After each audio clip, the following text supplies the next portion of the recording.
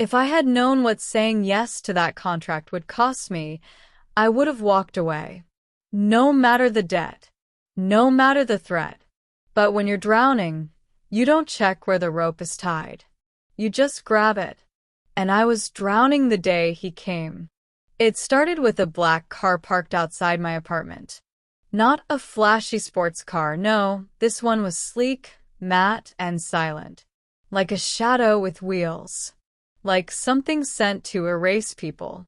Inside was a man in a suit, dark, tall, waiting. He didn't call, didn't knock, just waited. When I opened my apartment door, he raised a phone without a word. "You've been summoned," he said. And I should have run. Killian Ward. The name was printed at the top of the contract. Bold, emotionless, final. He was a myth in New York society. The kind of man you only saw in headlines or heard about through whispers. A self-made billionaire whose enemies disappeared, whose companies never failed, and whose heart was rumored to be non-existent. He was also the man who now wanted to marry me. On paper. For 1 year. "This is a business arrangement," he said, sitting behind a desk made of Italian marble, not even looking at me. "In exchange for your silence and cooperation, I will erase every trace of your family's debt and secure your sister's future. In return, you will become Mrs. Ward, legally, publicly, and silently." My hands trembled as I flipped through the pages. Every clause screamed coldness, control, precision. But one line stood out. "Termination of the agreement by either party will result in full exposure of the Calderon family's crimes and void all protective measures." It wasn't a marriage. It was blackmail wrapped in a wedding ring. And I signed it anyway. You need to understand something before we go further. This wasn't just about me. It was about Elena, my little sister, my better half, the girl who still believed in stars and happy endings because I worked my entire life to shield her from the truth. She didn't know what our father had done. Didn't know that our mother's hospital bills were months overdue. That we were one wrong step from living in my car. That I'd sold the last of my jewelry to keep her dream of joining the National Dance Academy alive. She thought I married for love. She thought I was lucky. And that's exactly what Killian Ward wanted her to think. We married in a glass chapel on a private island. There were no vows. No music. Just a notary, a pen, and a camera crew. Killian didn't smile. He didn't touch me. He placed the ring on my finger like he was checking off a box on his calendar, then turned to his assistant to schedule the next meeting before I'd even stepped off the altar. That night, I cried silently in the guest bedroom of his penthouse while he worked in his office until dawn. And in the morning, there was a new dress, a new set of instructions, and a calendar of public appearances. I had become a prop. But the real story hadn't even begun. Because 10 days later, my sister came to visit. And everything changed. She came without warning. Just showed up at the penthouse door one morning with a bright suitcase, a brighter smile, and eyes full of questions. "I missed you," she said, hugging me tight. And I had a week off. So I thought, why not see my big sister and her mysterious new husband? I should have told her to leave. But I didn't. Instead, I welcomed her in, offered her coffee, and told Killian over dinner. He was quiet when I said her name. Almost too quiet. And when Elena walked into the room, wearing a simple sundress and that easy smile that made people fall in love with her by accident, Killian stood. He never stood for me. "Killian," I said, trying to keep my voice steady. "This is my sister, Elena." His eyes didn't leave her. "Elena," he repeated, like the name meant something. Like he already knew it. The change was small at first. Killian started eating dinner at the table instead of in his office. He offered Elena wine, asked about her interests, her career, her ballet, her childhood, and she, oblivious, answered everything with that golden laugh of hers that I used to think could heal any wound. I watched from across the table, invisible in my own home. For a moment, I convinced myself I was imagining it, that I was tired, paranoid. But that night, I found a folded napkin tucked under Killian's plate, with Elena's lipstick stain on it. I couldn't breathe. I began watching them, not like a jealous wife, like a soldier on the brink of war. Elena would hum around the house, wander through the penthouse halls barefoot, talking to the staff like she belonged there. Killian would watch her from the shadows, silent, fixed. I tried confronting him. "She's my sister," I said one night. "Why do you keep staring at her like that?" He didn't deny it. "She reminds me of something I lost," he said. "What?" He didn't answer. It was late. Killian had left his study door unlocked. I knew I shouldn't, but I couldn't stop myself. Inside his drawer was a thin red file, confidential, and inside that file was a picture. Elena, 12 years old, standing next to a girl I didn't recognize. And behind them, a man with a hand on both their shoulders. The man was Killian's father. I froze. Why did Killian have this photo? And why did it look like Elena had been in his life before we ever met? I didn't sleep that night. The next morning, I asked Elena where she was that summer when she was 12. I asked casually, like it meant nothing. She frowned. "That was when Mom sent me to that summer camp in upstate New York, remember?" I did remember, but she never mentioned meeting anyone named Ward. She never mentioned a friend named Lila. The name scribbled in pen on the back of the photo. Someone was lying, and I didn't know who. Killian threw a party that weekend. An elaborate charity event, full of socialites, investors, and cameras. He told me to wear the black dress. But when Elena came down in a gold gown that shimmered like firelight, he looked at her like she was the only thing that existed. He offered her his arm, and the cameras caught it. They captioned the photo, "Who's the real Mrs. Ward?" And I knew then, this was no longer a game. It was war. Elena didn't mean to hurt me. She was just being her. Bright. Effortless. Innocent in the way people are when they've never needed to lie to survive. She wore one of the dresses from the guest closet, something white and soft and expensive. She spun in the hallway like a little girl again. When Killian stepped into the room, his gaze found her instantly. Something shifted, not just in him, in the air. I stood there, invisible. He didn't speak to me that night, barely acknowledged my presence. But when he offered Elena a tour of the house, I followed. She laughed at things he said. He actually smiled, not for press, not for a camera, for her. And I watched, heart cracking, as the man who owned me started seeing someone else, someone who didn't belong to him. That night, I couldn't sleep. I wandered the halls of the penthouse, thinking, wondering, questioning.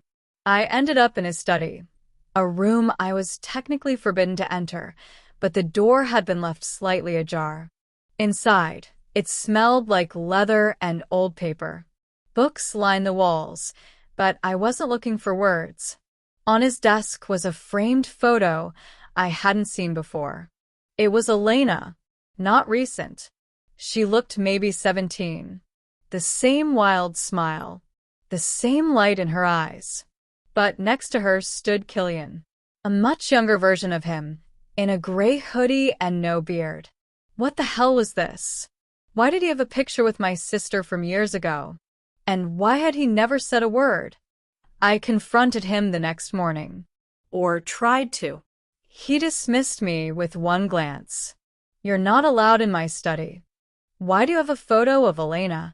I snapped. He looked at me hard. I suggest you remember the terms of our agreement. Curiosity was not included. I could feel my throat tightening, my fists trembling. But I said nothing. Later that night, I overheard him on the phone. I didn't mean to listen, but I paused outside the study when I heard Elena's name. No, she doesn't know yet, Killian said, voice low. And she won't. That was the deal. Silence. I'm doing what you couldn't, he added. I'm fixing it. Click. I didn't sleep after that. Because the only thing worse than being unwanted is being used. 2 days later, it happened. An anonymous article hit a gossip site. Billionaire Killian Ward marries mysterious unknown, but his heart belongs elsewhere? It featured paparazzi photos of Elena leaving the penthouse alone. She wasn't smiling. Neither was I. Killian called an emergency PR meeting and handed me a prepared statement. Read this if anyone asks, he said. I looked at the page. My sister's visit was personal and unrelated to my marriage. Any suggestions otherwise are harmful and false.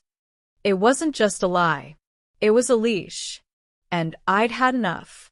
We attended a charity gala that night, our first event since the leak. Killian was more alert than usual, watching everyone, calculating. But the moment we stepped onto the red carpet, I felt something in him snap. As the cameras flashed, he pulled me close, too close, and kissed me. Hard. Possessive. Not like him at all. The crowd gasped. Photographers went wild. And just like that, the narrative changed. The cold marriage suddenly looked hot, passionate. But when his lips left mine, I saw it. His eyes weren't on me. They were on Elena, standing at the edge of the crowd. She looked like she'd been slapped. And suddenly so did I. It was Elena who broke first.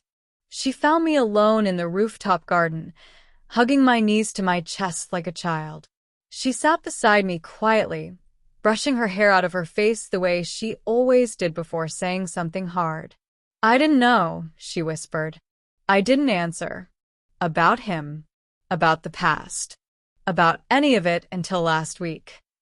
I turned to her. What past, Elena? She hesitated. Looked at the skyline like it held the truth she didn't want to say.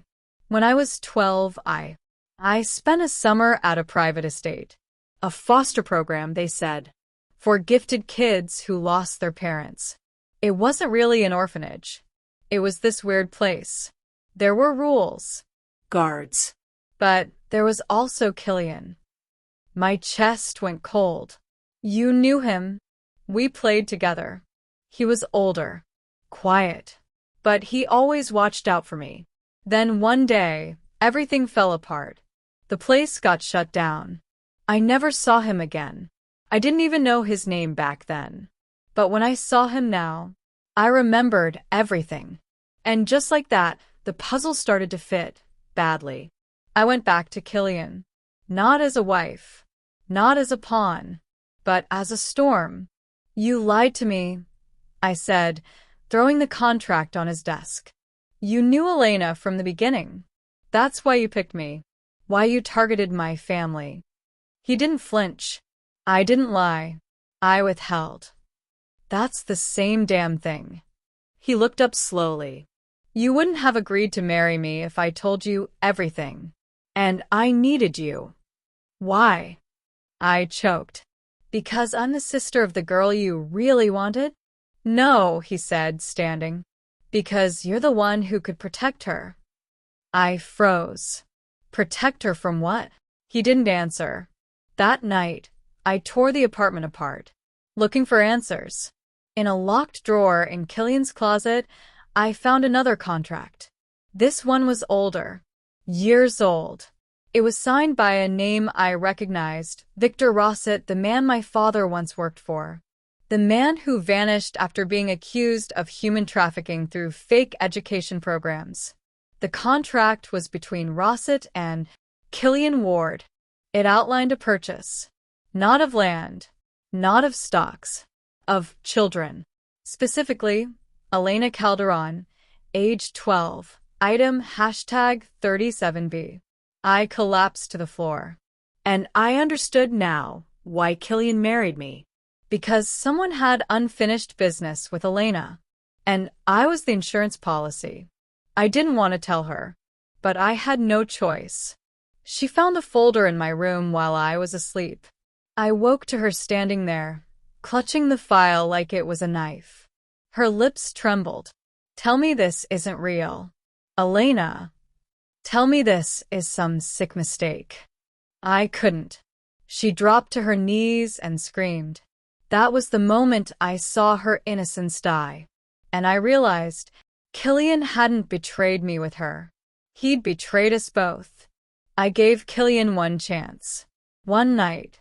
We met in the penthouse kitchen at 2 a.m. He looked exhausted. Older. I want the truth, I said. All of it. He looked at me for a long time, then whispered, I bought the contract to destroy it. To erase every record of what Rasa did.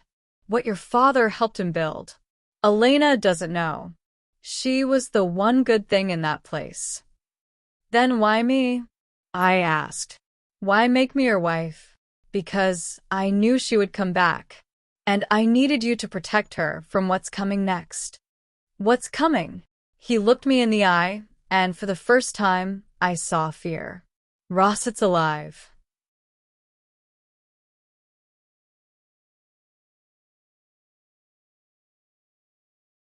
It happened just after midnight. I was in bed, pretending to sleep. Killian was in his office, pacing. Elena had locked herself in the guest room for hours, refusing to come out. Silence hung over the penthouse like a thundercloud. And then glass shattered. I bolted upright. Footsteps. Not Killian's. Heavy. Fast. Killian yelled my name from the hallway, and before I could answer, the door exploded inward. A man in a ski mask lunged. I screamed. Killian tackled him from behind, and they crashed to the floor. Blood hit the wall. Mine? His? I didn't know. By the time the guards stormed in, the intruder was unconscious, and Killian was bleeding from a long gash down his side. It's starting, he said, looking at me through the red. He's not going to stop. Rosset? I asked. He nodded, and everything we thought was past had come home. The security team swept the building. Police asked questions, but I knew none of it would matter. Rosset wasn't trying to kill us. Not yet. He was sending a message. Killian lay in the hospital bed, pale but alive. His eyes never closed, even when sedated. He whispered things I didn't understand, names, numbers, dates. Elena sat beside him, silent. Her hand in mine. He's going to come for me, she said quietly. Because I remember now. I turned to her. I remember the girl who tried to run. The one who didn't make it out. Lila. I saw it happen. I never told anyone. But I think he knows I was the witness. My stomach dropped. That girl in the photo. She wasn't just Elena's friend. She was the reason Rosset had tracked Elena all these years. Because Elena was the key to burying everything. We returned to the penthouse under guard. The media swarmed us. Whispers were louder now. About Killian. About me. About Elena. That's when Killian's PR team made a choice. We need a new narrative, they said. Something to cover the security breach. To distract.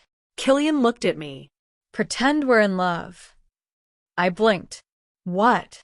A public display. Intimate. Real.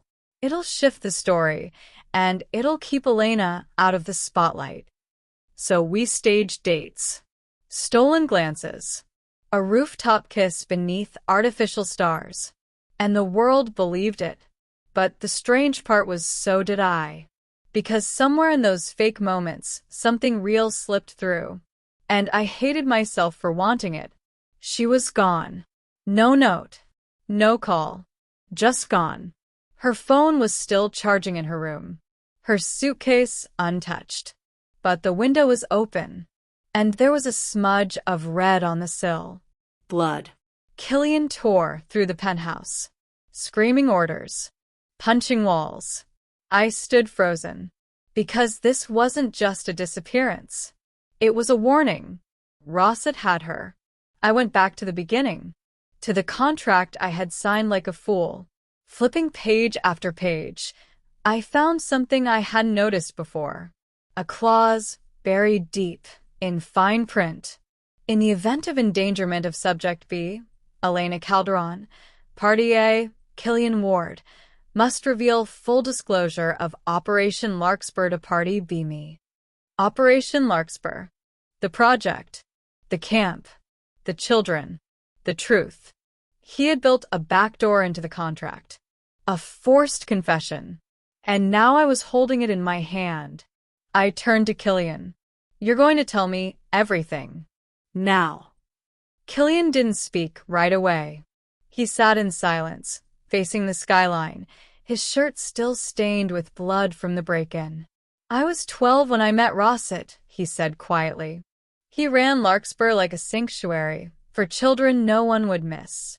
My stomach twisted. He recruited orphans, foster kids, refugees. He said he was giving us safety, but it was a front. We were test subjects. Data. Some got adopted into powerful families. Others vanished. And you? I asked. I escaped. I hacked the system, erased myself, and made a promise. I'd take it all down. Every record. Every lie. So, why the contract? Why Elena? He turned to me, eyes dark. Because Rossett's still out there. And Elena is the only living witness who can tie him to Larkspur. If I couldn't protect her through the law, I'd protect her through blood. My blood. We didn't wait for the police. Killian pulled strings, called in favors. Within 6 hours, we were in a black SUV racing toward upstate New York. To someone I trust, he said. The safe house was a compound, remote, reinforced, and silent. But Elena wasn't there. Instead, waiting on the table was a photo of her, tied to a chair, gagged, her eyes swollen from crying. Next to it, a note. You stole my investment. Come trade. Below it, coordinates. A time, 24 hours. And a warning, come alone. I begged Killian not to go. We'll find her another way. We'll call. I can't risk it, he said. Rossett wants me. He always did. I grabbed his hand, then let me go. He looked at me like I was crazy. Maybe I was. I'm the wild card.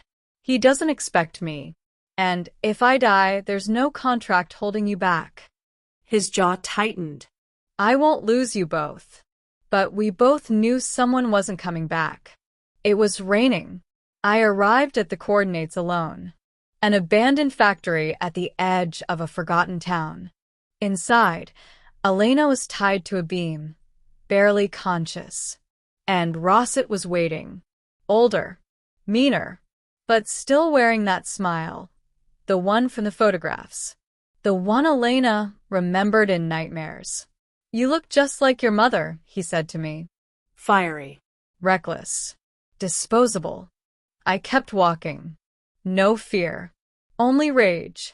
I'm not here to talk, I said. I'm here to end this. He laughed. Then the lights cut out. Gunfire. Screams. And then silence. When the lights returned, Killian stood behind Rossett. Gun raised. Breathing hard. Face bleeding. Rossett turned, too slow. One shot. Clean. He dropped. Elena screamed. I ran to her. Killian fell to his knees. It's over. But it wasn't. Because outside, sirens were already coming. Cameras. Drones. And the story wouldn't end quietly. Killian looked at me, hands shaking. If I run, I become what he was. If I stay, I burn everything I built. What do you want me to do? I whispered. He touched my face gently. Lie for me one last time. It was the trial of the decade. Killian Ward, billionaire, enigma, hero or villain, stood accused of conspiracy, obstruction, and the murder of Victor Rossett. The media swarmed the courthouse like vultures. Protesters screamed. Supporters rallied. And I sat in the front row. Wife by contract. Witness by choice. The prosecution painted Killian as a vigilante with too much power and too little accountability. They showed images of Elena tied to the beam, of Rossett's bullet-ridden chest. They didn't care that Rossett ran an underground child trafficking ring. They only cared that he was dead, and that Killian pulled the trigger. Elena didn't want to take the stand. She cried the night before, trembling in my arms. What if they twist it, she whispered. What if they say I was brainwashed? What if I make it worse? You won't, I told her. You lived it. That truth is yours. Own it. She walked into the courtroom with shaking hands. And when the prosecutor tried to make her seem fragile, Elena straightened her back, lifted her chin, and burned them alive. She told the court about Larkspur, about the nights in locked rooms, about the other children, about Killian, the boy who protected her. She made the jury cry. But the judge remained stone. It happened on day 8. Killian was being cross-examined when one of Rossett's former associates, a quiet, balding man named Harris, suddenly stood. He pulled something from his coat. A gun. The scream that left my throat didn't sound human. But it was too late. The shot rang out. Elena Dove. Blood sprayed. And Harris collapsed. A court officer had tackled him too late. But the bullet had found a target. Judge Matheson. Dead. In an instant, everything spiraled. The trial paused. Deliberations delayed. And in that space, Killian made a choice. He handed me the original contract. The one I had signed in desperation. The one that had stolen everything. You can keep it, he said. Or destroy it. What happens if I do? I asked. He smiled softly. Then you finally get to choose your future. I stood by the fireplace in our old penthouse, watched the flames dance, held the pages like they were poison. Then I let them go. One by one, the contract turned to ash, and I felt free. The charges didn't disappear, but the new judge, shaken and human, ruled for probation and community service. The Larkspur files, now public, lit the nation on fire. Arrests followed. Victims came forward. Killian lost everything except his name. And me. We disappeared for a while. Traveled. Laughed. Lived. Until one morning, I woke up in a cabin by a frozen lake. Killian was making coffee. Elena was outside, dancing in the snow. And I opened the newspaper to see my father's face. Arrested, Calderon found hiding in Argentina. Last link to Larkspur located. I dropped the cup. Because I realized this story was never about me falling for a billionaire. It was about surviving the lie we were all born into. It should have ended there. But stories like ours never die quietly. 3 days after my father's arrest, I received a message. Not a call. Not a knock. A package. Inside, a USB drive. On it, surveillance footage. A recording, grainy but clear enough to make my stomach drop. Elena. Crying. Whispering. Talking to someone. And then my father stepped into frame. The date? 2 weeks before his arrest. He hadn't been in hiding. He had been negotiating with her. Elena had known where he was. She had spoken to him. And she never told me. I found her on the dock that evening, wrapped in a blanket, staring at the ice. I trusted you, I said. She turned slowly, guilt written in every inch of her face. I wanted to believe he'd changed, she whispered. He said he was dying, that he just wanted peace. He trafficked you, I snapped. He sold you. Lied to us for years. And you believed him? Her shoulders crumbled. I didn't tell Killian because I knew what he'd do. I didn't tell you because I didn't want to lose you. Tears blurred my eyes. Not from pain. From the sound of something breaking that would never heal. Trust. He left a note. Just 6 words, scribbled on torn hotel paper. You both deserve better than me. No goodbye. No explanation. The cabin was empty by sunrise. His things gone. His passport missing. He had vanished. And for weeks, we heard nothing. No one had seen him. No calls. No financial trail. It was like he had never existed. Like the man who saved us both chose to disappear into legend. It arrived on my birthday. Mailed from Italy. No return address. I opened it with trembling hands. You were never just a contract. You were the only truth I ever chose. But some stories need a villain, and I was born to play that part. Don't look for me. Just live. And when you dance in the snow again, think of me. A pressed daisy fell from the envelope. The one I wore in my hair the night he first called me beautiful. Years passed. Elena built a center for survivors. She named it Larkspur Rising. I published a memoir. Changed names. Burned bridges. The world moved on. But I didn't. Every winter, I returned to that lake. To that silence. To that empty dock. And one year, the ice cracked differently. Footsteps. Slow. Familiar. I turned around, heart racing, hope burning. And there he was. Older. Leaner. Worn by time. But still Killian. Still mine. No words were needed. Just arms around each other.